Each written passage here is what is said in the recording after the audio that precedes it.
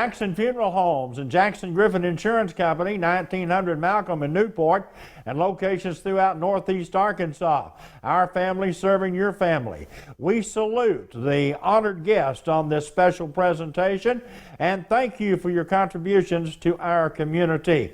A message from the Jackson Funeral Homes.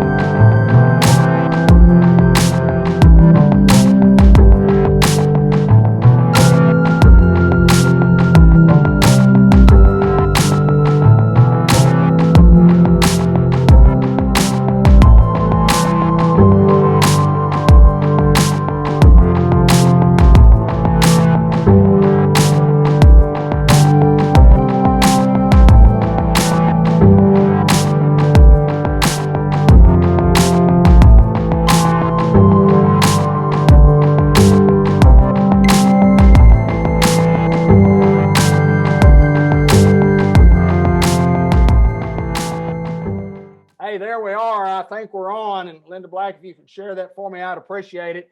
And welcome to another edition of Sports Unleashed on a Monday night. We have a very special program tonight.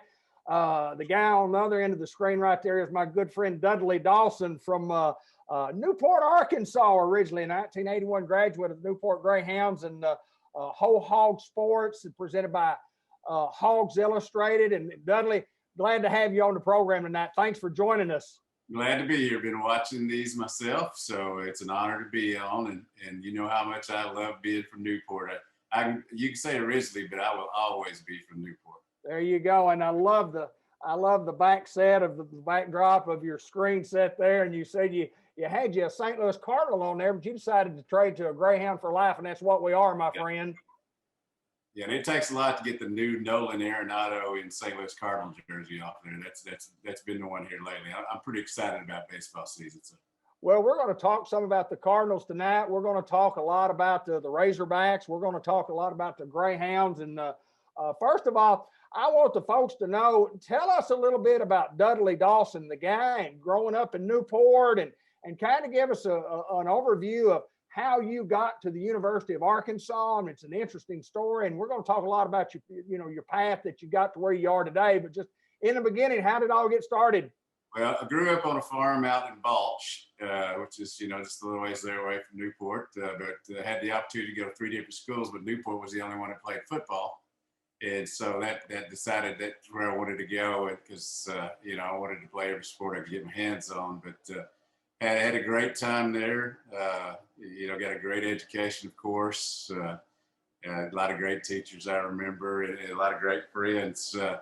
But played basketball, football, pole vaulted, of all things.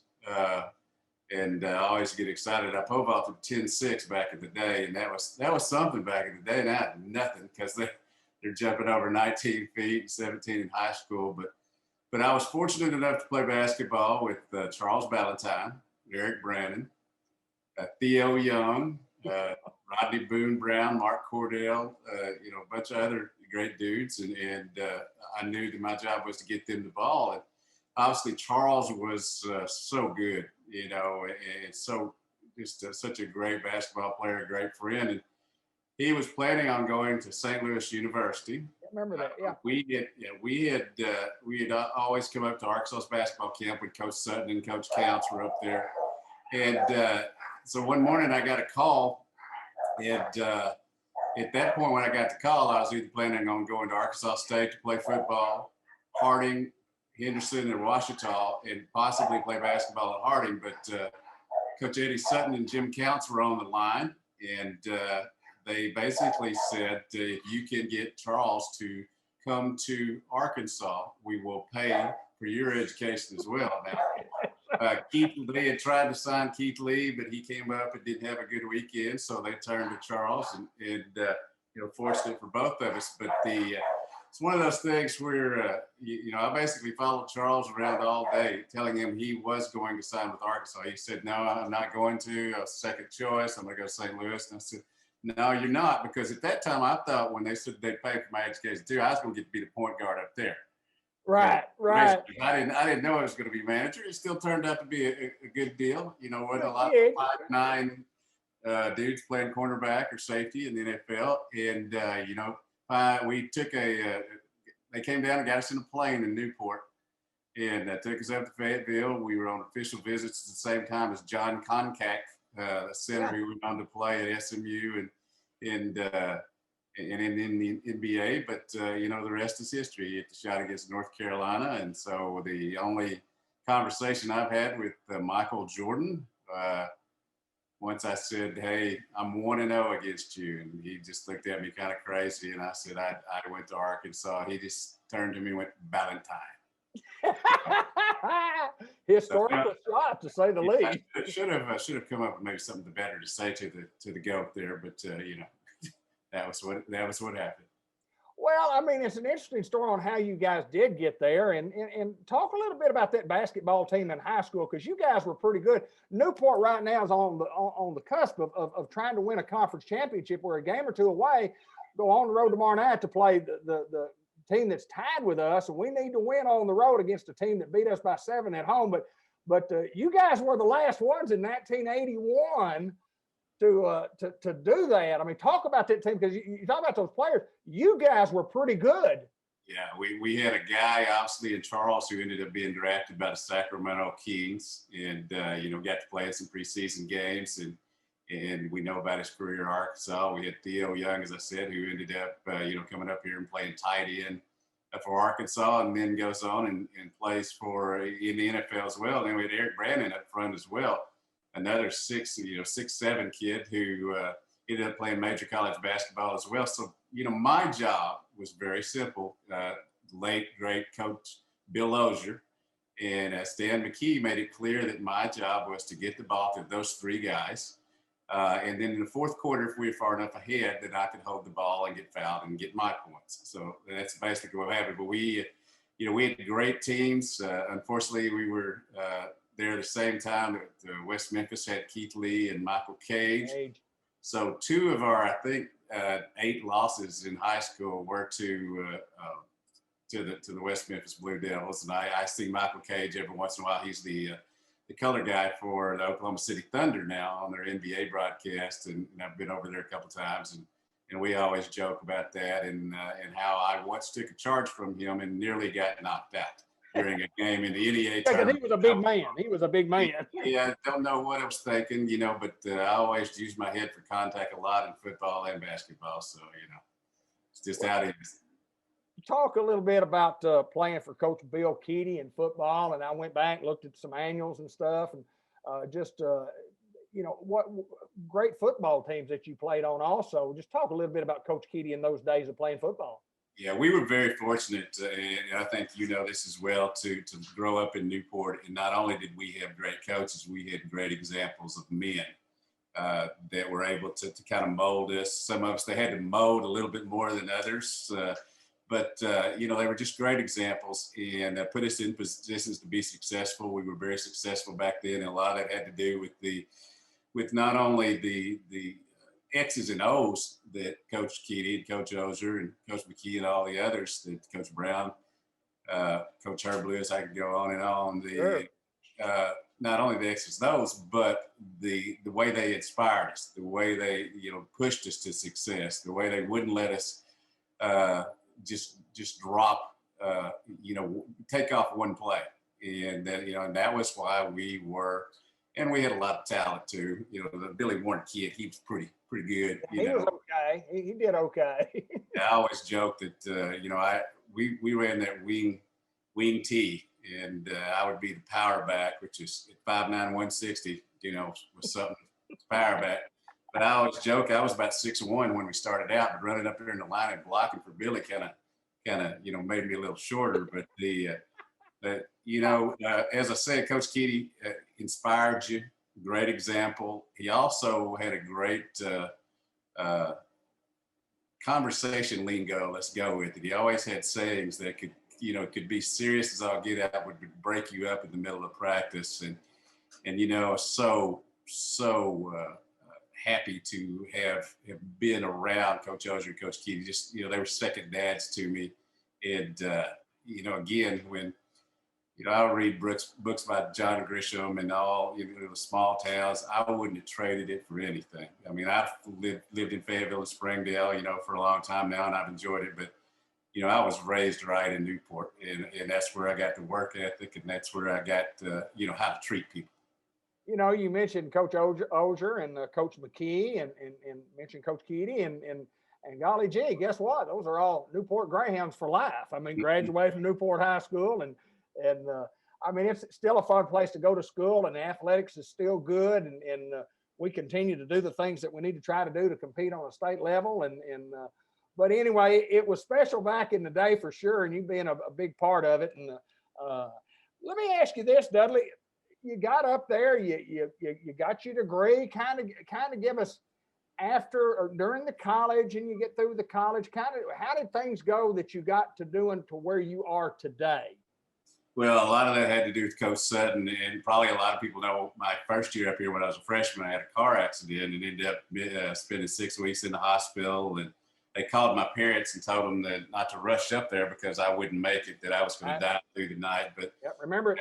I've always been hard-headed and decided to stick around. But being around Coach Sutton, not only was he, a great coach, but he's great to have on your resume as well. And so when I went ahead and got my journalism degree and minored in political science, sometimes I worry about what both have become, but and had the opportunity to take several different newspapers. Ironically, the first one I took was the Win Progress in Wynne, Arkansas, which is one of the rivals back in the day. And I had to think about that for a second, if it'd been the Batesville Daily Guard but they had their sports editor for the summer. He had left and they needed a sports editor for the summer, which was similar to what I did when I was a junior, going to be a senior.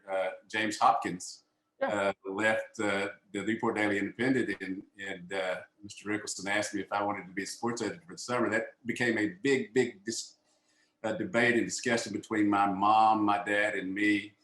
I informed my dad then that I wasn't going to carry on the farming deal, that I was going to be the third baseman for the St. Louis Cardinals, or at least write about whoever was the third baseman for the St. Louis Cardinals. But I got to do that, and then went after I was in Wynn for that summer. I went to Hot Springs, was there for a year, learned a lot about horses.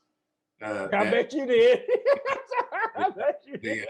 And a lot about, my late wife Laura was pregnant then. I learned about how not to bet when your wife is pregnant as well at Oakland. So, those were educational. But Grant Hall, who's longtime sports editor up here, they had a position open up, and he said, "Are you interested?" I said, "I'm out the door right now.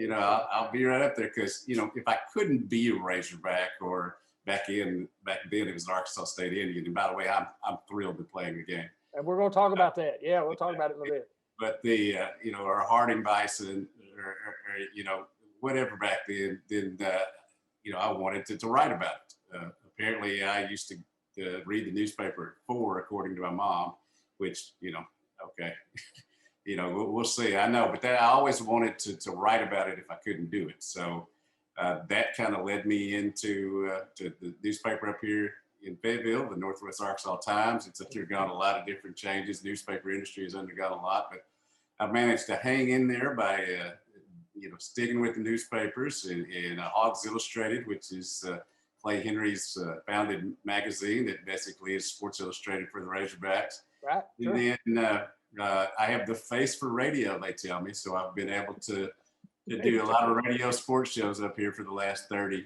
years. And also the internet came along during this time, and I've been able to just make a living out of talking and writing about sports. And one thing I do, and everybody gets to a point that I think they have a drinking game. A lot of our radio listeners up here, if I mention my wife, Petra, who is the former Petra Dawson there from Newport, pretty good. I married the homecoming queen. It just took 30 years after we got out of school, On Greyhound Field, by the way. Yes, at our 30th year high school reunion. That was fun. But it's been able to afford me a lot of different opportunities in life. And I know that growing up in Newport was the basis for getting that going.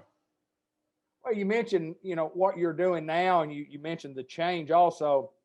I mean, from writing an article and proofreading and hitting a deadline, and most of that's kind of gone out of the way anymore when you talk about social media and Facebook and media streaming and I mean, it's instant news. I mean, that's such a change. Kind of talk about the evolution of that. Well, Twitter and social media has been both a lot of fun and the bane of my existence as well. Because back in the day, sports writers used to get to break things. We don't do that a lot these days. We still get to do it some, but everybody has their own brand, their own promotional stuff now. And, it's just like every kid that commits to Arkansas or goes some other place wants to do it on the internet and on Twitter or Facebook or Instagram, all these things that I didn't know a lot about, but had to become, key. And my late brother, Jeff, he got on Facebook, and I knew it couldn't be that cool if he was on there. But then all recruits started getting on there, and you know, had to get on there. But it's become, you know, as I said, it's been a lot of fun, but at the same time, it's changed. Some of the things that I don't like so much because everybody just says whatever they want to say, Sure. and doesn't then hit send and doesn't, you know. And I type a lot of things, but I don't hit send. I understand. You know, get them out of my mind. You reread it, and then you go, well, maybe not. You know, obviously, I'm not one of these guys who are telling people to get out of my yard, you know, Right. but you know, you have to do it the right way, and you know, I would say that there's a fine rope to walk these days. You know, I would agree with that. you know, just whether you're a sports writer or a political writer or whatever, you know, people want to be informed, but they don't really want to hear your views too much. Well, I've even run into that with Facebook Live streaming of some of our sports, and you know, and I'm live streaming for the Newport Greyhounds, and we try to be careful and try to be respectful of the teams that we're playing, but we try to tell people, you know, we get on here, we appreciate viewers, but I mean, we're going to be the Newport Greyhounds are who we broadcast for, and that's who's paying us, the folks in our community, our advertisers. But I certainly understand and appreciate it. And you can't please everybody anymore. As a matter of fact, I'm pretty close. I used to say, boy, if you could get about half of them, and now I think maybe if you get about 40% of them to, you know, go 40, and the other 20 that doesn't matter. They don't matter. So you only got to get half of the 80. That's the thing, you know, that if people are upset about me and people like me, I think, you know, that's a pretty good deal. I once had, when Petra and I were dating, when she was still in Atlanta, and I was up here, she had an app she could listen to at that point, Sports Talk with Bo Mattingly. And people were calling in and, oh, we love you. That's a great point. And you are full of, you know what? And she was like, she was ready to call in. And I said, no, just like how Diana Nutt shouldn't call in when Houston said something. You know, That's right. You got to stay out of it. I said, the fact that as long as they're paying, I don't care whether they like me or don't like me, as long as they're paying attention to me. There you go. That's what it is. And you know, sometimes on radio. So. Well, you know, people watch, people listen, and you know, I got to interview lots of people down through the years, and kind of got the gift from Bud, and one I thought, what, you know, talking to Dudley Dawson, a Newport guy who played the part, and I interviewed Chuck Barrett, you know, 4 or 5 months ago, or probably longer than that. You know, that was awesome. Get to talk to him, but I mean, he's just like us. He's just a country boy that living the dream, and I'm living my dream, and I never wanted to go anywhere. But Chuck, you know, from Clarksville, Arkansas, and the voice of the Razorbacks, and he told me, and I know you know the story. He said that he said when he was a kid, he'd sit down and have terrible seats down in the end zone. He said, my goal in life was to get a better seat. And he got the best seat. So we've got pretty good seats at what we do, also. Yeah, you know, it's. I love Chuck to death. We obviously did a radio show. We've been close friends. We both were celebrating. You know, a few Fridays ago when the Nolan Arenado thing came through for the Cardinals. But you know, as you said, he's a great guy. He's down to earth. He'd get mad like everybody else every once in a while. Sure. Technological things are not going right, but his dream was to do that, and he certainly got it. And you know, just like anything else, people, you know, some people love him, some people don't. But again, that's you know, he's just doing his thing, and he's not trying to be pretentious about it, and that's the big thing. Whether you're in media or not, you know, people don't really care too much what you say. Say it, but don't put too much weight on yourself. Has always been right. Well, and you know, you mentioned that, and I had sent Chuck a text message after one of the early games where they were doing Facebook Live in the booth. Yes. And I said, you got a little emotional there. And he said, you know, he said, it's kind of a new thing that IMG was doing. He said, I forget that we're on the air live like that. Because normally you take a break in radio and then you do what you want to do, get you about a hamburger, or, you know, go sit down for a little while, go to the bathroom, whatever. But when that Facebook Live's on there, you got people watching you. But you know, I got a lot of things to talk about. You mentioned the Cardinals. I do want to get that. I want to get to ASU, but I just want to ask you about the state of the University of Arkansas, and I want to talk a little football first. I want to talk a little bit about recruiting because you mentioned that earlier.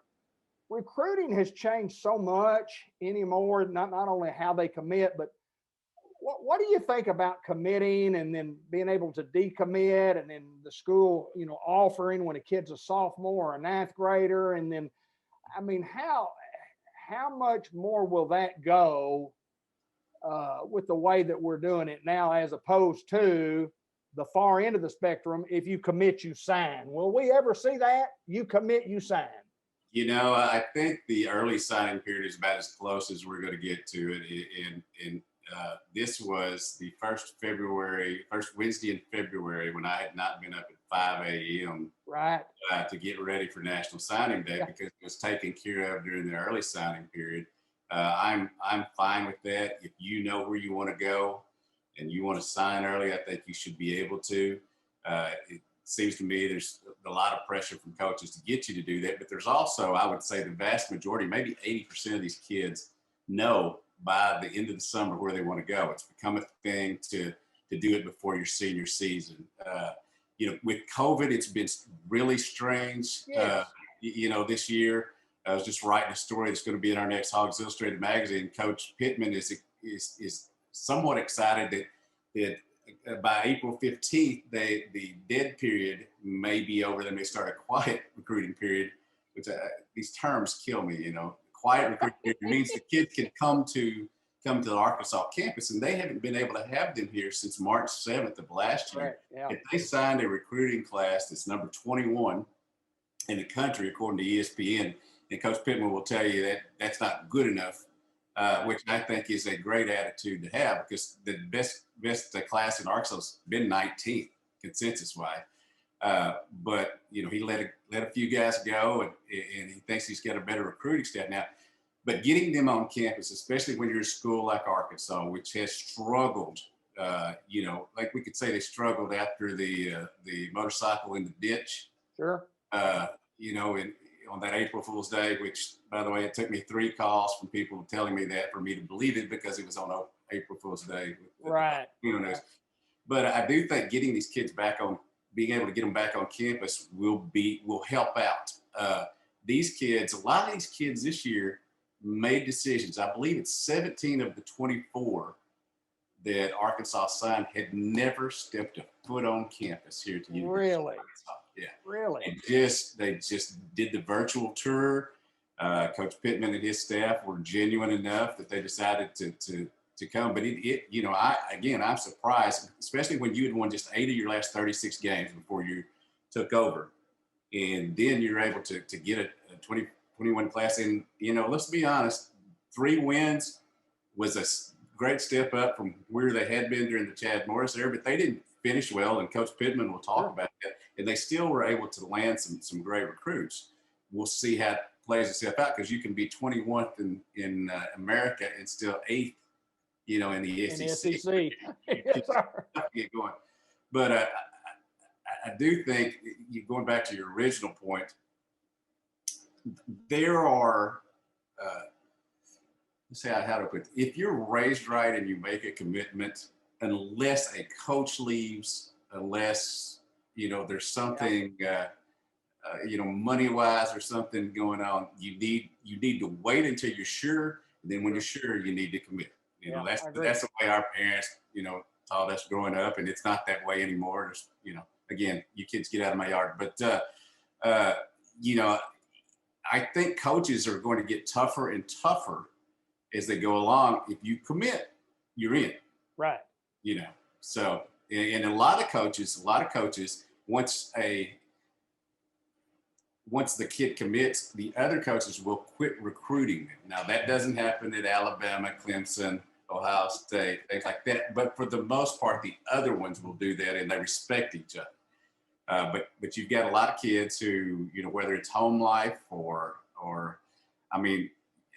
there've been so many recruits that have 50 uncles. Because I'm always getting calls from uncles about, and there's no way he has 50 uncles, but it's such a game out there. But the commitment to me is still a big thing. And I think there are a lot of coaches who are moving in that vein. In fact, a lot of coaches now, if you go visit that other school, then we're done. Right. we're moving on to Right. the next guy, especially since December is when you fill up now. And you mentioned that, and we talk about recruiting, and we're not only recruiting high school kids anymore. We're recruiting on the computer of guys who are leaving schools. That is kind of new. Transfer portal. Yeah, it used to be just a guy goes as a freshman, he's a little dissatisfied, he transfers, he sits out a year, he's got 3 years of eligibility left. That's really changed with this portal. It first changed to where senior graduates could go if they had eligibility, but now it's just put your name in a portal and let's see what happens. That's really changed recruiting, hasn't it? Yeah, it has. I made a point in a column before Arkansas's Texas Bowl was canceled that Arkansas was going to play TCU. They could line up. Kid could play for Arkansas, kid could play for TCU. And then in the first game in September of this following year, that same kid could have transferred to Arkansas, lined up and played against TCU. And that's just nuts. That is nuts. But it is with the COVID thing and the one-time eligibility thing, which still may not come in. That's kind of been a political football here lately on whether they're going to let it in. Tykeus Crawford is a big offensive lineman up here that they would have a chance to start if he is eligible next year with the one-time eligibility deal. Right. It used to be a kid showed up, he stayed 4 or 5 years. And very few transferred. Now, man, I have to worry about if Johnny didn't get enough snaps in the first 3 games, is he going to opt out by the 4th game and not play anymore to save his year? Yeah, absolutely. And it's Coach Keedy would have a fit over that type of stuff. I guarantee you would. But it's different, and it's tough on coaches. It's tough on kids. It's tough, and parents have become more involved, and they can with social media, as we talked about, and you get so much information from different angles, different people and different, you get a lot of information if you're an 18, 19-year-old kid, and a lot of times that stuff's not good information, and you get a lot of it if you're 13 and 14. Absolutely. When they figure out you're going to have a chance to play, you suddenly have a lot more friends. Well, not only that, and I was reading today on one of the articles today on the website that talking about Coach Van Horn's class, said, talking about his commitment to class. He said, well, we've got our guys set for 22, 23, 24, 25. I said, you've got commitments from people that want to come. And when you have a program like that, it's awesome to do that. I was going to ask you this, the COVID and the numbers of athletes didn't do much in basketball, but baseball, talk a little bit about baseball. You cover a lot of baseball. What did they do with the numbers? Did they increase from 28 or 35? What's the numbers of people that you can have? Because I know they got a lot more up there. They didn't have a lot of guys leave because the draft was, got skewed. It went from 40 rounds to 5 rounds. So you had a lot of guys that were great baseball players that were 6, 7, 8, 9, 10th round picks that decided to stay in college. And then they had some commitments to some high school kids. So how did all that work out at Arkansas? At one time, you normally have 28 on the roster, as you said, and you have to divide those scholarships, 11.5 scholarships for 28 people. Some people, right, don't even get any money or whatever. But at one point earlier, this fall, they had 60 people on the roster. Wow. Including 26 pitchers. Wow. 26 pitchers sounds like a lot of depth, but there's a lot of people that ain't going to get to pitch. That's correct.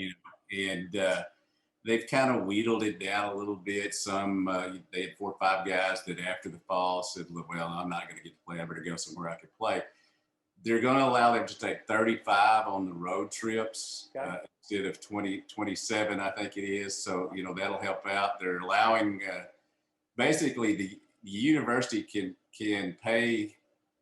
They're not limited to 11.7 this year. The university can pay a little bit more. Okay. This year only. And that's only schools that can afford it. If you're an SEC school, yes, you can afford it. I remember when UAPB came up here to play Arkansas a couple of years ago, their coach told me they were fielding a baseball team with 4 scholarships. 4 full scholarships. And, you just feel bad about that. They got to love the game, like we do. Baseball's still my favorite sport. Yeah, and but it's a whole financial thing. COVID has slapped the amount of money coming into programs, Oh, and yeah. if they still want to be successful, you got to spend some. And Hunter Yurchek and the folks up here in Terry Mohair at Arkansas State, they've all done great jobs in being able to do this. We always joke about bean counters and stuff, but there's a market for those guys. Sure. And it certainly has, they've been key figures in athletic departments these days. Well, you talk about huge money, and even if you notice the Super Bowl, and we'll get into talk Super Bowl here in just a little bit. If we talk to everything, that I want to talk about, we'll be here till about midnight. We won't get to all of it, but we're going to try. But even the Super Bowl ads, people just weren't willing to spend that kind of money, and they didn't sell out on Super Bowl ads, and they had a lot of generic stuff on there, and I mean, certainly understandable. I thought this year might be the time to advertise because most people were home. I said, this would be the time you need to spend that $8 million or whatever it is for a 30-second commercial. But the content really suffered too. I thought that's exactly right. I'm not one of those guys. I mean, as soon as the Eric Church and Jasmine Sullivan started into the national anthem, I could hear people being upset about it. I loved it. There you go. There you go. But it's a deal to not like things. I don't remember it back in our day. It was cool to be positive back in our day. These days, it's cool to be negative. And man, just appreciate something, just like it. But getting out here on the tangent. But yeah, you would have thought that this would have been a perfect time because there wasn't a lot of, except in Tampa apparently, there weren't a lot of people out at bars watching the Super Bowl and stuff. Right. So you had them captured at home. You did that. You did that. The only other thing really on after Arsenal's women's basketball game was the Puppy Bowl. So they went up against a lot. But yeah, it's that brings me to the point. I can't wait till we get out of this and get back to normal, or it's somewhat similar to normal. And I say that from not only from a sports aspect, but just from a people aspect. Yep. I am a handshaker, a hugger. Me too. All that, and it's been tough. Yeah, I know. Yeah, it's different. It's just different. The whole world has been different. I'm like you, and I mean, we see some progression. I think we see a lot more progression. With the a vaccine being here and people trying to get the vaccine, and I mean, it's gonna end sometime. We hope, and the sooner the better. But I think we're working towards that. I want to talk a little bit about the Super Bowl. That guy that. The quarterback went to Tampa. When he left New England last year, I thought, man, I understand a guy wanting to play, but I don't know that I want to go to Tampa.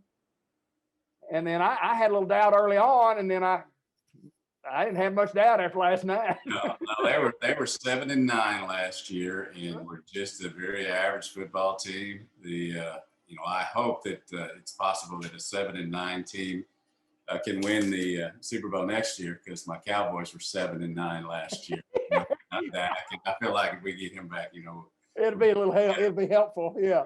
And I've always thought that Brady was arrogant, but always respected him. But he's changed the narrative and transformed his persona and all that. I kind of like him now. I'm not gonna say love him, respect him. I like him. He, after the Super Bowl last night, he gave a lot of credit to his teammates instead of saying, "This is 7 for me," and all this. And it's just, I guess it was just that New England machine. I understand why Pocahontas, Paragould, Batesville, Rivercrest, Osceola, Wynn, and all of them hated us when we were winning so much back in the day. There you go. There you go. I understand that. And you talk about Brady and his demeanor. And I agree with you totally. I mentioned that today when I was talking to Hayden Schultz, who's on our show with us all the time, and actually the voice of the Greyhounds for Care 15 TV. But I was telling Hayden, I said, he says the right things, and I think he really means the right things. But also, he talks a little on the field, which wasn't normal like him. And people were getting after him. And he'd get right back after them. So, I mean, I enjoyed the game. I kind of get that. I don't know if very many people remember, but in my 3 years in Newport High, I got 16 personal foul penalties in Is that right? Yeah, I got 2 of them in one game after Green County Tech hit Charles Valentine and broke his collarbone. Yep. When he was kicking off, but I talked a little bit out there, so I don't mind that, but yeah, that was not like him. But apparently, whatever, I guess the Honey Badger said, you're not going to get a touchdown on me, and I know that Brady apologized for whatever he said today, but I kind of like that, if I don't start it, but I'll be glad to finish it. And that looked like what he was doing as well. Well, I mean, the old adage, and we grew up with this, is, if somebody slaps you, you turn the other cheek, and somebody says something to you, you walk away. And I mean, that's a good thing to talk about, but that's a very hard principle to uphold. Very difficult to uphold that. Speaking of that, I scored my first touchdown when I was a sophomore at Pocahontas, and I spiked the ball in the end zone, got a penalty. Did you get a flag? Came to the sidelines, and Coach Keaty said, act like you've been there before. I said, I haven't been there before. All we do is hand the ball off to somebody else. I deserve my penalty. I deserve it. But talking about Brady and I mean, the guy, everybody knows the 10 Super Bowls and 7 wins, and he had some. I mean, obviously Tampa Bay's defense is pretty good. Obviously pretty good. I thought Mahomes was magical last night. The results don't show it, but he's magical on a football field. Yeah, and I had a chance to cover him in 2 games. One down in Texas Tech, one up here when he played against Arkansas. Obviously, they beat him pretty bad down there, but he was magical up here. And he's just always been the few times I've been around him has just been a kid, a grown man with 580 million or whatever it is that gets it. He's not one of these guys who is aloof or arrogant and all that. He's going to have a lot of still. He'll probably have a couple more Super Bowl wins down the line. But his offensive line last night with those 3 people, 3 spots that were messed up, 2 guys out of the game and having to move a guard over. They just couldn't handle Tampa Bay's defense. You got to give Todd Bowles, Tampa Bay's credit, defensive coordinator, a lot of credit. But there were a couple of interesting calls there early, but they whipped them. I mean, it wasn't the referees; they whipped them. Well, the defensive line for Tampa was just. I mean, they were just whipping the offensive line. Kansas City, and I know Kansas City had some changes up front. Not all their players there, and guys in different positions, but pro football, when you're in the Super Bowl, I mean, you put your best guys out there, and you ought to be good enough to win. It was a I don't know, a dominating game, but at the end of it, when you look back and you say, well, you know what, and Kansas City held them at the 1 on 4th and goal. Boy, they get that touchdown, and I mean, it was just a rout. And Brady, as humble as he could be, and I mean, his game speaks for itself. 21 out of 29, 201, 3 TDs, and 2 to Gronk. It helps to have big Gronk. He'd been a big contributor much, but boy, when he got big time, he was ready. Yeah, I like Bruce Arians saying that Gronk had a good game, and that he knows about half of his teammates' names. That's just, he's ready to go party. He's interested in learning your name, so. Exactly. It's fun for the NFL. That makes the NFL fun, though. I guarantee you. Well, I want to talk a little, one more thing in college football, and then I want to go to the St. Louis Cardinals. I want to talk about the Cardinals. And then if we have time, we'll come back and talk more about basketball and baseball. But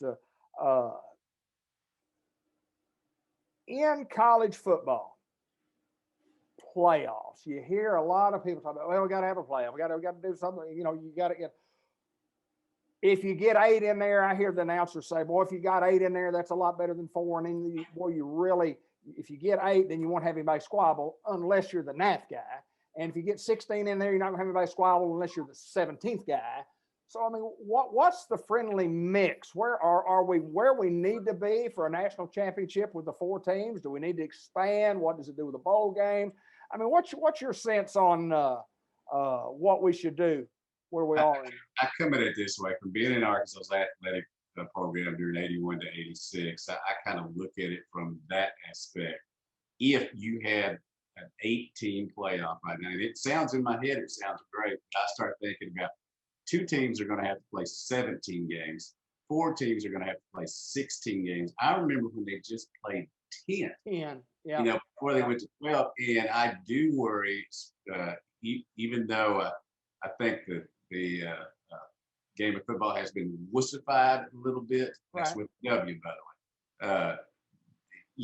I think that that's just too much. And for four other teams to get in there, and I guess, this year, the four teams, obviously there were two or three, really good ones in Notre Dame deserve to be in there to me, but I couldn't find 8 worthy teams unless you're just trying to fill out a bracket.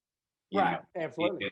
And so I think it's okay where it is. They're always somebody's always going to say 8 because you want to get more revenue and you want to get more people in there, and it helps coaches get their salaries get going.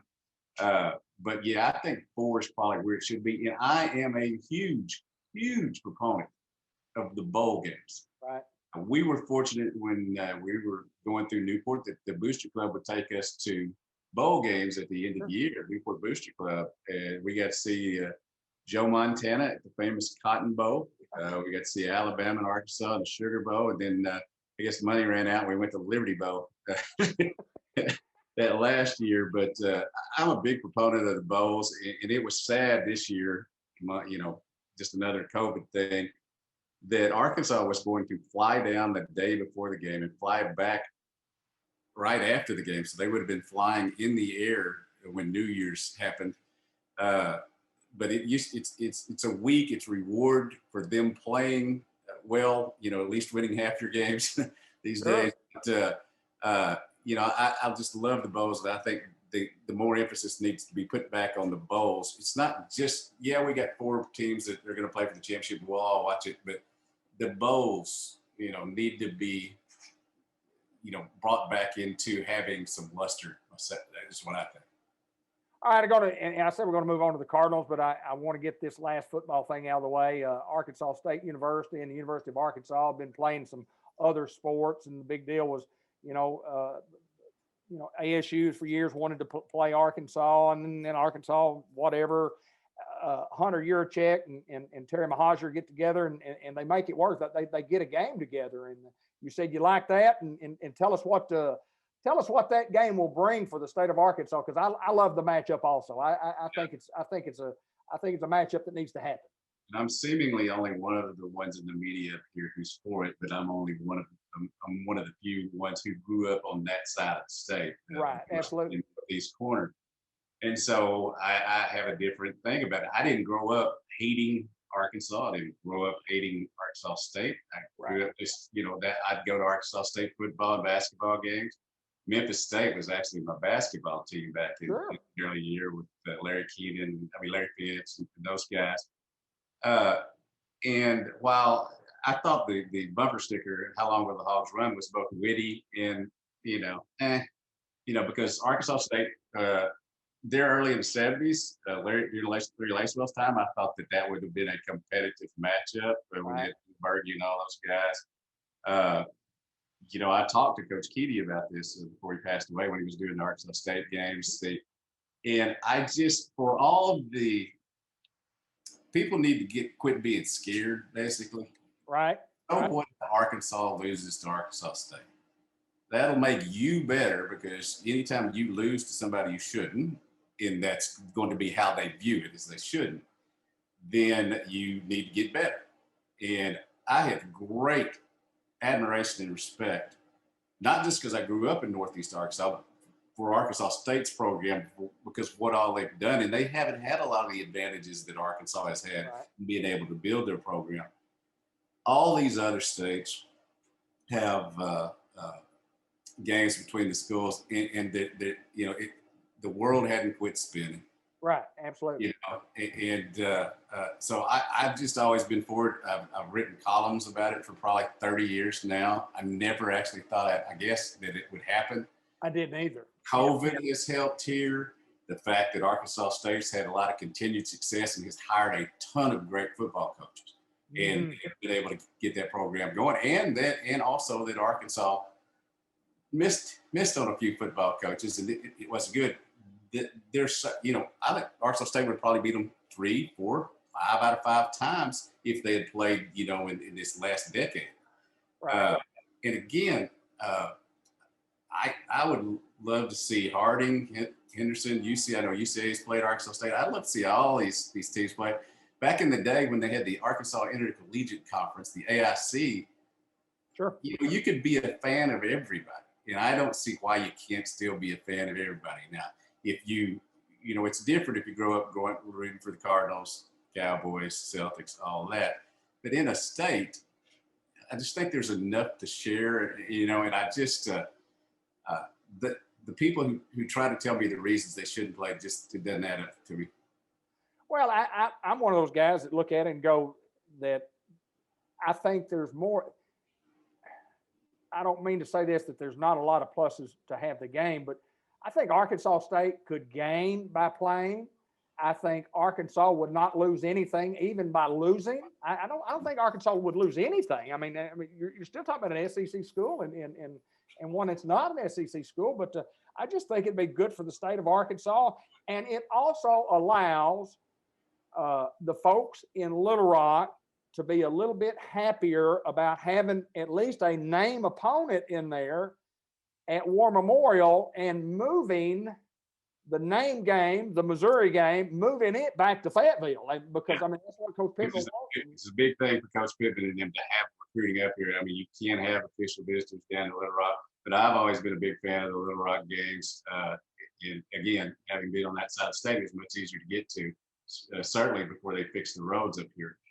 But I can't find good enough reasons that they shouldn't play it. And again, if they were going to play 10 games like they did every year this year, where it was just SEC schools, yes, it's okay. But playing all the Sun Belt schools besides Arkansas, playing all the other schools that you've played that were buying games that you've lost to, it's about getting your program better, not who you play, to me. And I think they've got the right coaches in place to do that now. I believe they've got somebody who really is a Razorback and really wants to be here, even though he grew up 70 miles from Fayetteville in Grove, Oklahoma. But again, I'll get calls, I'll get texts, I'll get hate mail because I am for the playoff, but or before the game. Big deal. I just hope to be around to cover it. It's still a ways away. There you go. That's exactly right. Hey, you're from Newport and we're special. That's what I tell them. We're from Newport. We're special. We're different than everybody. And I've often said that there's something different about being from Newport, Arkansas. I remember when I went to college at Arkansas State University in 1974, and there was about 30 of us that went over there. And it took us about a week, and everybody on campus knew the 30 from Newport, Arkansas. I'm not going to share why they knew us, but they knew who we were. It's not a party till somebody from Newport shows up, and the party might end soon if somebody from Newport shows up. That's exactly right. That's exactly right. But let's talk a little baseball. And you're a Boston Celtic fan. I am too. I'm a Dallas Cowboy fan. I'm a big St. Louis Cardinal fan. Notice I'm wearing it here on my. Everybody always asks me why that group of teams, they don't understand, Tell me about Boston. Yeah, and I said, Boston, we got their Sunday afternoon game. They were so good in the 60s. So saw them. Dallas Cowboys came on our channel there in Newport. And then the St. Louis, KNBY, KOK. Carry the games. Yeah, and so that was how it happened. That's how it works. I know a lot of people jumped on those super stations, but that's how it worked back in the day. And so, now Manchester United soccer's team, Golden Knights hockey team, that's picked up. But those other ones are almost 60 years fan base, Well, I can remember, and being the younger of three brothers growing up in Newport, and those guys being sports guys, and I can remember sitting out in the vehicle listening to Harry Carey and Jack Buck on the radio. Buck said, I'm going to have a Cardinal game on. I'm going to go out and listen to it. Said, probably going to be about the fifth inning here. Let's go. And going out there as a kid and listening to Harry Carey and Jack Buck do Cardinal baseball and just fell in love with it. And I still listen to 11:20 a.m. Even though I got satellite and all that. I listen to just for the tradition or whatever. AMOX. Yes, sir. But and then I've got a son that plays in the Cardinal organization, that's just awesome that he would get an opportunity. He got to go last year for 3 days, and then they shut it down. He's back, and he's prepping. He's getting ready to go back. He'll go back when the minor leaguers go back. We'll see what happens there. But I'm like you. I love Boston. I love Dallas. But it's just fun rooting for those teams. I like Dallas in this. Boston in the '60s. Just they were winners, and John Havlicek, and from days gone by, and Tommy Hanson, and but I've always loved the Celtics, and I will forever. Let's talk St. Louis Cardinals, Dudley. They're trying to put together, over the last couple of years, they're trying to put together a pretty good team, and it looks like you signed a pretty good third baseman, signed a pretty good first baseman not too long ago, and our corner infield's going to be pretty good. They settled their outfield positions. Talk a little bit about the Cardinals and what you expect from this team coming up. Well, one day, for these past few years, one day I would trash John Mozeliak, the general manager, for his decisions. Matt Carpenter has been my favorite player, and Nolan Arenado's going to become, as it happens. But signing him to that deal, and Carlos Martinez, just some others, have been made bad decisions. But then you think about it, he's gotten, arguably one of the best first basemen in baseball. Arguably the best third baseman in baseball now. So it doesn't appear like we're trying too much at times, but then you step back, and they've had 13 straight winning seasons. It's going to hashtag 12 and 21. It will be 10 years. That's too long. I know that's a short time for Cubs fans and others, but so I feel good about where they're going, especially with Dylan Carlson coming on, and the fact that they didn't have to give up any of those top prospects in the Colorado, to Colorado is just wonderful. One of my Patriot daughter, Camille, lives 9 miles from Rockies Stadium, and the Cardinals play there July 1st through 4th. So guess when we're visiting Camille? But I feel good. The rest of the division didn't do very much. So, obviously LA's loaded. Patriots a big fan of the Braves. They've got a good team. But in San Diego, oh, man, Fernando Tatis playing shortstop for us would have been really good. Yeah, that'd have been nice, wouldn't it? Yeah, he's a pretty good player. Yeah, but I'm excited. It dominates half my wardrobe. When somebody's trying to find me at a ball game or back before COVID, they would say, look for the guy in the Cardinal jersey. Be red or black or blue. So Well, they got Wainwright finally signed to a contract, and thinking Molina's finished with the baseball that he's playing, and they're going to try to get him. And Wainwright's just one of those guys that in all fairness, even 2 years ago, they didn't think much about him. They thought, well, he's worth, $3 or $4 million, which, that's a lot of money to me and you, but not a lot of money to when a guy was making 12 or whatever. But he ended up, making 12 because of incentives.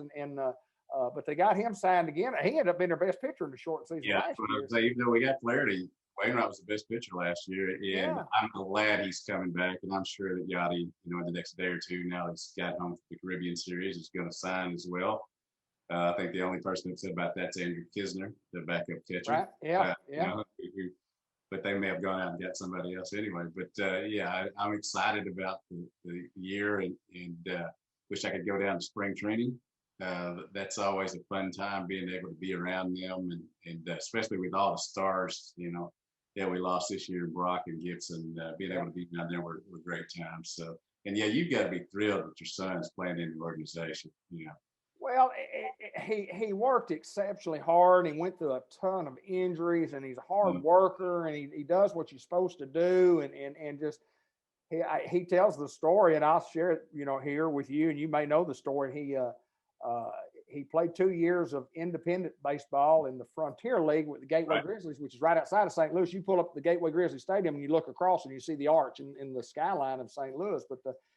And had a couple of good years there. And then he asked to be traded to a higher organization, got traded to Fargo, North Dakota. And he and Dustin Mosley, who he works with, who's a former Major League Baseball pitcher. Right, Texas County. Yeah. And anyway, they were in San Diego. They were out. Grant was going to go throw, and they went out on a business deal. And Grant got a call from the manager from Fargo. He missed the call and he saw who it was. And he said, I got to call this guy back. He said, I bet they're going to cut me. He said, I bet you they're going to cut me. And he calls back and he said, Grant, he said, I got great news for you. He said, we've sold your contract. And Grant said, man, that's awesome. Said, where am I going? He said, St. Louis Cardinals. And he said, I was ecstatic. The one that we grew up loving, that he grew up loving, and it could have been anybody. And surprisingly enough, he had 6 or 7 clubs that wanted him to come throw sometime during spring training. And none of those were the Cardinals. But the Cardinals had been on him early, and he just wasn't quite good enough at the time, or something would happen. He'd get hurt again.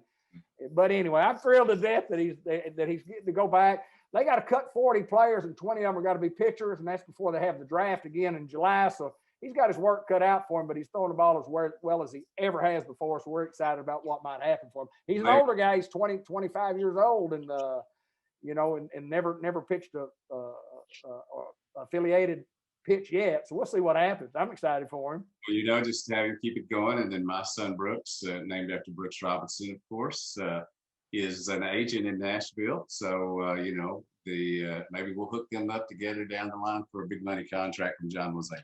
Yeah, that'd be awesome, wouldn't it? That'd be awesome. That would be absolutely awesome. But let me get back to ladies basketball up on the hill. Talk about just not snake bit, but just gut wrenching, I guess you might call that one yesterday. Yeah, that's the same little girl that hit the shot against them here. I think they're 1-7 against top 25 teams, or 2-7 against top 25 teams, but obviously beat Baylor and beat UConn. Was at that game, the UConn game, and when Pedro and I went as just fans, which is kind of an aspect. Pedro's going nuts, and I'm sitting there just as I didn't have a pen, but I still would kind of make the motion because I'm so used to it. But Mike Neighbors, he's been a friend for a long time. He's a great coach. He does things a little bit different, but it works in women's basketball. It's the Chelsea Dungy is obviously a fantastic player, and I love, I see a little of her in me. She does the little elbows while driving to the lane. It's just tough, but also elegant as she likes to be. And so they're probably gonna get a 4th or 5th seed in the NCAA tournament, and you don't want to see them in your bracket. Right. They don't have a great inside game. They certainly can fill it up from outside. And what's been going to be interesting for the last few years, I've been following Jersey Wolfenbarger. Right. She was 5'8" when I started covering her. Now she's 6'6", just a superstar, and someone that is going to add to the mix. Those girls can come back next year, but I imagine Chelsea is going to go on to the WNBA in modeling probably. But they've got a great future there. I think that's the one thing. I can't pick out a sport right now up here at Arkansas, and I usually can pick out 1 or 2 or 3 sports that coaches maybe won't be around here longer or don't have the program trending in the right way. I think it's pretty solid all around up here now. Well, I think, great coaches, and the bottom line is you got to get players. In any sport, I don't care what it is, you got to get players. And Lou Holtz used to say, you can you got to have great players to win, but if you don't have great players, you can't win.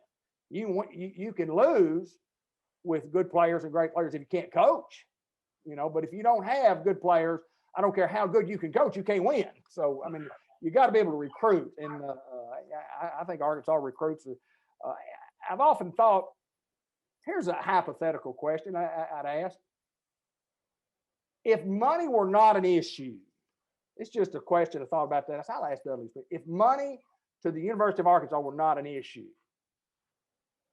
are we best suited for the SEC? Are we best suited for Big 12? The SEC is the elite of the elite. There's no doubt. If money weren't an issue, where do we fit best? The problem, and I think if the University of Texas were not in the Big 12, then that might be the best fit. But that was the reason. That was one of the reasons that Coach Broyles decided to get them out of there, because they always ran it. And people can say, yeah, but Alabama runs the Georgia, whatever runs the, or Paul Feinbaum runs the, the SEC. But there are a lot more advantages to being in the SEC that outweigh that. Right. It comes up all the time. The driving distances would certainly be shorter.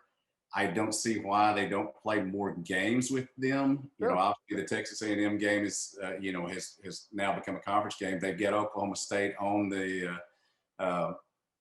future schedule. TCU obviously has been on the schedule. Texas Tech, some others. I like it when they bring them on there. But just speaking as a business person, I think the SEC is best. Speaking as a fan, it might be better, money-wise, to be able to drive. But as a media guy, I'll probably retire if they move out of the SEC. It'd take a little luster off what we're all trying to do, wouldn't it? Yeah. It'd take a little luster off, no doubt. Let's talk a little bit about the men's basketball program. And I mean, some nights are just awesome. Some nights they're not quite as awesome as what we think they need to be. But you got a good coach in place, and he's getting players that are going to be NBA players. And I mean, I think we're doing great. What do you think? Yeah, 14-5 going into the game with Kentucky. I think they have a collection of very good players. The issues at times have been, obviously, they don't have the outside shooting they did last year with Mason Jones and Isaiah Joe. I don't think they have an alpha male. Mason Jones was it last year. Desi Sills had the opportunity to be there. I think he was 6'7", he would be. He goes flying in there and lands on the ground more than anybody. I have great respect for him, but I don't know that there's an alpha male over there like Darrell Walker back in the day, or Corey Beck, Corliss, whatever. I've made the comment several times on the radio and on our message board about how if LSU and Alabama had drove to the goal like they did those two nights when they just wasted Arkansas in the first half, I know that somebody would have been all over the floor in Newport's gym. And I certainly know that it would have been with Roosevelt Wallace, Corey Beck, and all those guys. It's not necessarily a physical thing; it's a pride thing. And so I think in that stretch they were playing without pride. Every once in a while you got to have a little thug in you, and you got to keep them from going down the lane. I keep saying I defended Charles, which is interesting since he's 6'7" and I'm 5'9", but he got plowed one time over at Greene County Tech, and the kid that knocked him down, I took and drove into the wall at Greene County Tech. Of course, I got kicked out of the ball game. It wasn't that big a loss because Charles got to stay in, and Charles was going to go after him. But that's a pride thing. Whether it's daily life or sports or whatever, you gotta have pride in what you do, and your team. You take up for your team, and I didn't see that at times, and I'm not calling for violence. I'm just calling for a little roughhousing. There you go. Well, how often we talked about Charles several times. How often do you guys talk? A lot. Yeah, he's a great friend.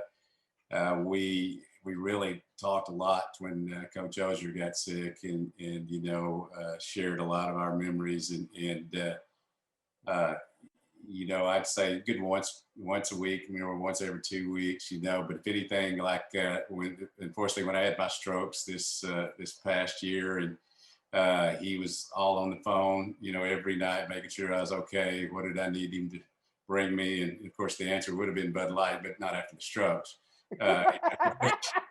But he's a great guy, and just one of the many athletes and personalities that we've had from Newport. And I always take a lot of pride in this. I mean, as I've said, when I go on the radio, TV, newspapers, I mention Newport like crazy because I'm very proud to be from there. And but the people who've gotten famous from Arkansas, be it Mary Steenburgen, other folks, I think part of it's been because they were raised right in our area. And I will always think that. I don't live there obviously now, Sure. but I have two cousins, Brian Prince and Shane Prince, who are still there. And the You need me to edit that out? I will if you need me. They're good friends of mine too. I yeah, can edit that out if you need me. I mean, it's live Facebook. I don't know how to do it, but maybe I need to get a rewind button and not put that in there. No, you're talking about good guys. Yes, sir. Go ahead. but I do think I do think it was a great place to be from. And there is when I look back on Newport, I look back at it fond memories, not only of just growing up there, but of the people that I got to associate with. Maybe we could not talk about a few nights every once in a while, when growing up. But yeah, I mean, I can't say it any more than, I loved being from Arkansas, and everybody I know I love being from Newport, and everybody that I knows I'm from Newport, and I am just fine with that. Well, I think you talk about doing what you do in your gig, and Charles doing what he does on his gig. Both represent or ambassadors to our city. When you talk about Newport, I know Charles is the same way, and I mean we've had other people do great things here. I mean, we've had a governor, Mike Beebe. He's a Newport guy. Grew up out in Amigan, and Steve Stevens, yeah. Yeah, absolutely. Steve Stevens, who just recently passed away, and then U.S. Senator Kanister Hodges, Mhm. U.S. Senator, and you mentioned Mary Steenburgen, but I mean, not just famous people. There's a lot of good people. There's a lot of good people from Newport, Arkansas. I think we saw a lot of that last summer with the tragedy that our area went through, and you saw that again. Yeah, you always do. Well, I got a couple of quick questions for you, and then we'll get out of here. And I appreciate you, Dudley, for taking time to join us. And I mean, it's always a great pleasure. Let me just ask you this. These are just kind of some quick, rapid questions, and just you may have a quick answer, maybe something you got to think about. But what is I know the answer to that. What's your greatest Razorback moment? It would certainly be Charles hitting the shot, and Steve Hill took the shot after Charles hit the shot. Steve Hill from North Carolina took a shot, and the ball bounced twice, and I picked it up. I picked it up on the run. Did you really? And the university people forget they got a shot. And he was a wide open shot, and it just rattled. It just did. Go ahead. And Al McGuire thought it was in. It's in. Yes, exactly right. And the university may or may not have that basketball. That's a pretty nice artifact for someone to have.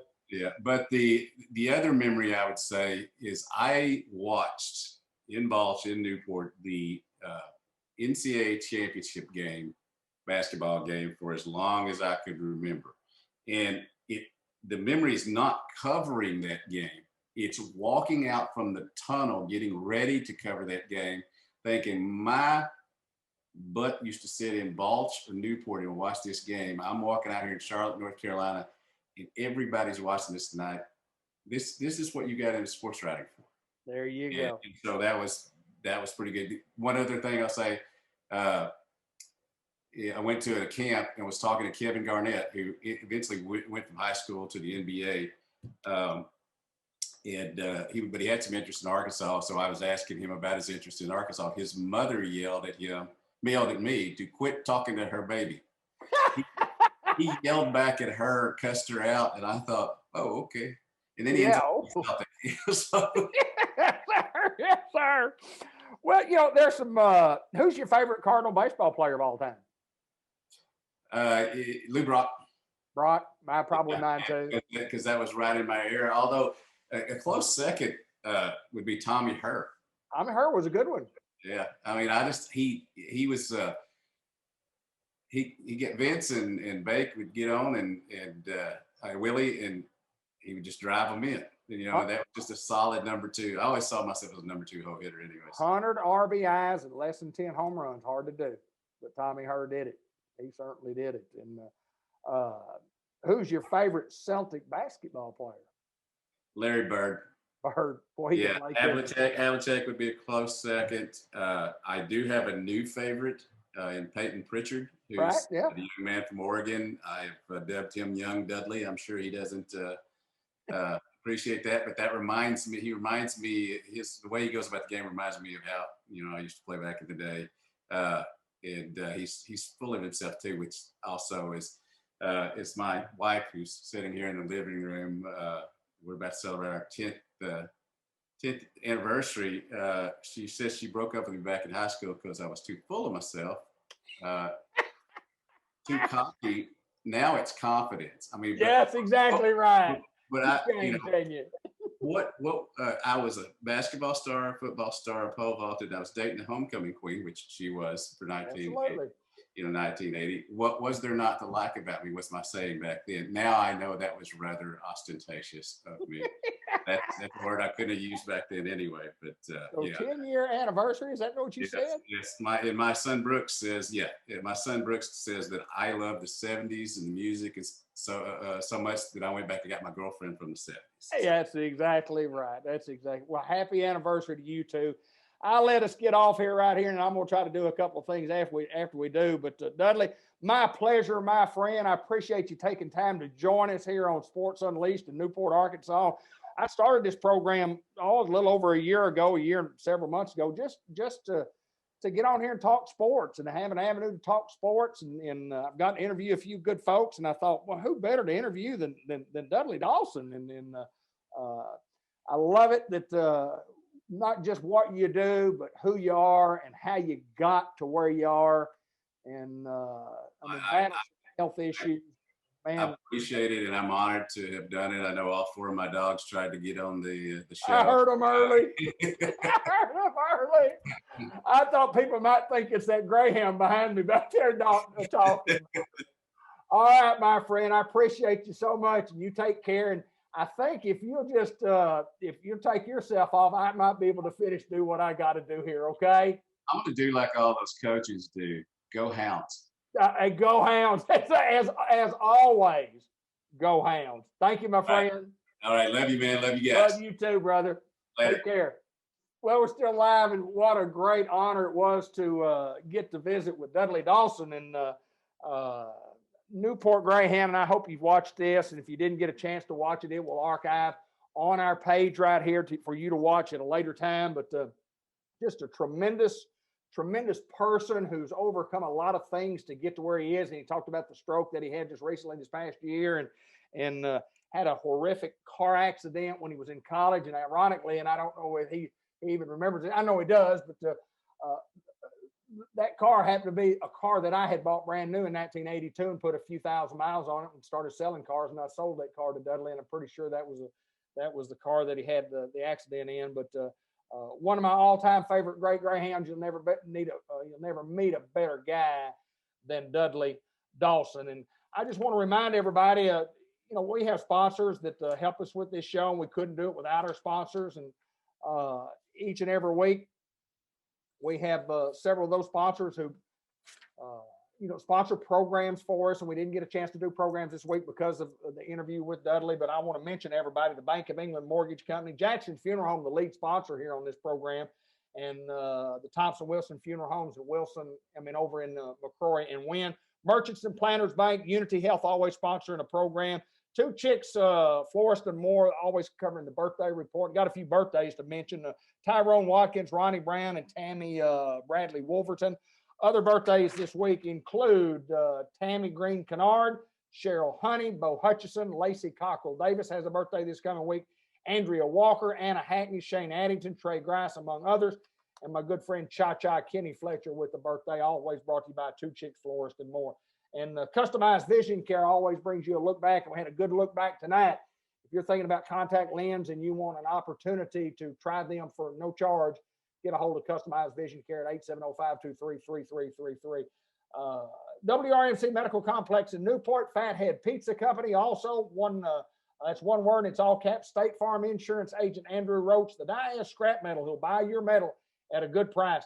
Delta Trailer Manufacturing, celebrating 50 years in business. We thank the Eves family for being a sponsor here on our program on Sports Unleashed. C&M Ag Depot. You've heard Ben talk about them on basketball. You've heard talk about football. You want a gift and you want something that's real neat, great opportunity to go in and see what all they stock from a hunting standpoint. And I think you could find something that's good for you for your next birthday, or just if you need something for the cold weather that's coming up, and it's coming this week, go into CNM Ag Depot and see what you can find. Temp Pro, Cha-Cha, we mentioned Kenny Fletcher Land Survey and Farmers Tire Mart and El Puente Restaurant. We thank all of our sponsors for helping us bring you Sports Unleashed. And again, my thanks to Dudley Dawson, who took time on his 10th wedding anniversary to his high school sweetheart and got married 30 years, 30 years after graduation from Newport High School. So that'll do it for us right here. We thank everybody for watching. Until next time, I'm David Black. So long, everybody.